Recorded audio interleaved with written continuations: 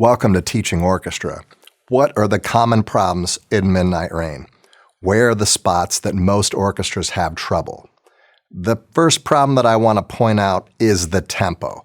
Most orchestras go too slowly, and I can understand why, because coincidentally, the tempo that we're given is slowly, but it also says quarter note equals 80. And when I think of quarter note equals 80, I think more of an andante tempo and more of like a walking speed and maybe the slower side of an andante, but it's still more andante than it is largo. And when I hear it, I hear orchestras going like quarter note equals 60, and that's too slow. It's just going to sound labored when you go at that tempo. So try to keep it closer to 80. You know, you might be off by a couple beats per minute, but 80 is a good tempo here. It's a very specific tempo that we're given.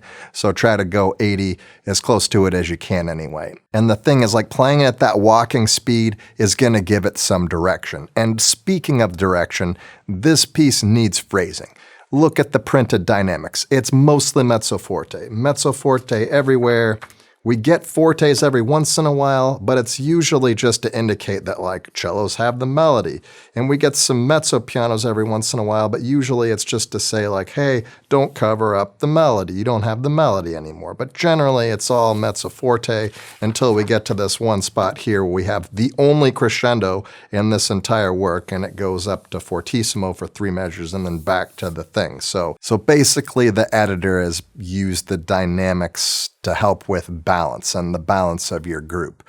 But I think we need a little bit more than that, because whether or not you teach phrasing in Midnight Rain, they're going to have some kind of phrasing that they play. And it's by default probably going to be phrasing having an apex on every single quarter note they play. So the phrase, like every single beat, we're just going to have that apex there rather than having a broader phrase. So what do you want to have with your group?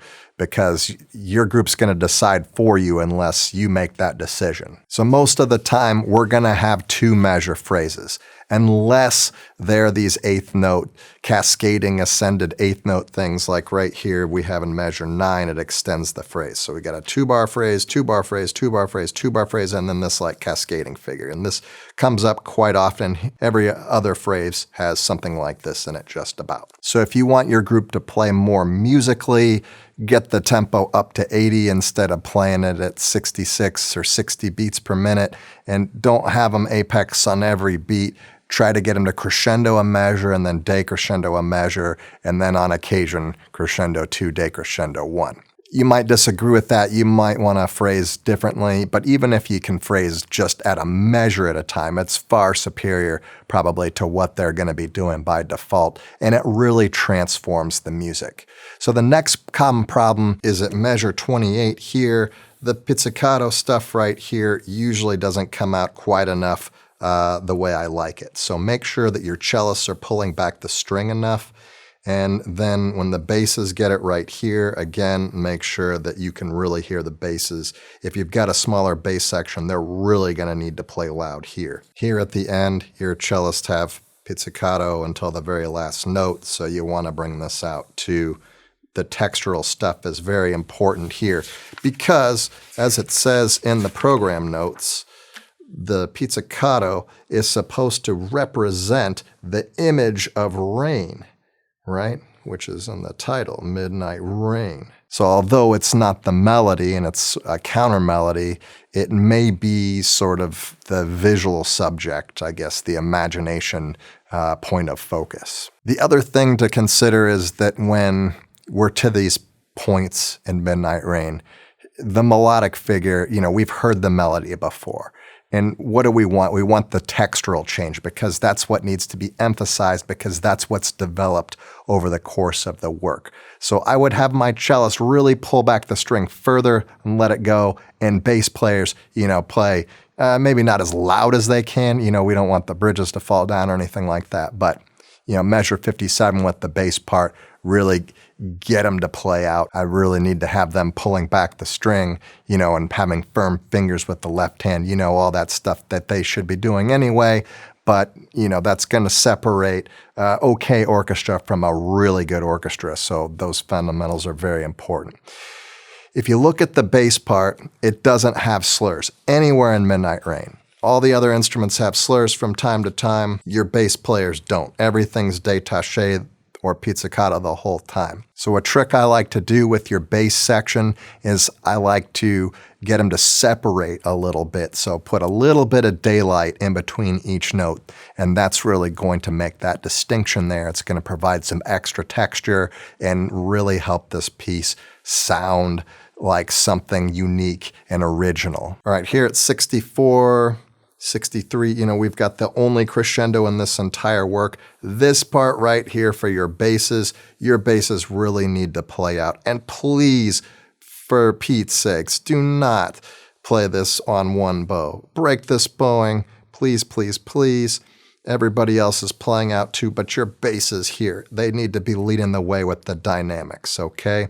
You might think, oh, well, they'll cover up the cellos. No, they won't, first of all. And second of all, this isn't melody, it's counter melody. Where's the melody? It's in the first violin part. Look what we have before it. It's part of that continuation of the melody. And then we've got sort of this phrase extension. We would have had this cascading part here that with the phrase extension, but now we have two additional measures of phrase extension here. Okay, so then we're playing towards the end. Our basses, we don't have basses for a while, okay, but we go back to the melodic part again with the mezzo forte, the rest, and then the cellos have their thing for a little while. Basses come back in. Okay, so normally the cadence point would be here and we'd get a cascading phrase extension, but we're finishing the piece, so we get an additional phrase extension. So on this part right here, what I would highly recommend is that we come down even more here. Mezzo forte is probably going to be way too loud, probably piano, because we're going to need to grow this all the way to the end. We're probably going to want to end with this strong half note fermata. And we're going to probably want to change bows here just to make it really stand out as we end it. There's no morendo, there's no niente. We're going to end this piece strong with that A major chord that we have here for the first time and the only time here at Midnight Rain. Have you taught Midnight Rain before? Are you teaching it right now? Do you have similar issues as what I just went over? What strategies are you using in your classroom? Let me know in the comments section below. And don't forget to hit that like button if you think I did a good job. Again, thank you for watching, and I'll see you in the next episode of Teaching Orchestra.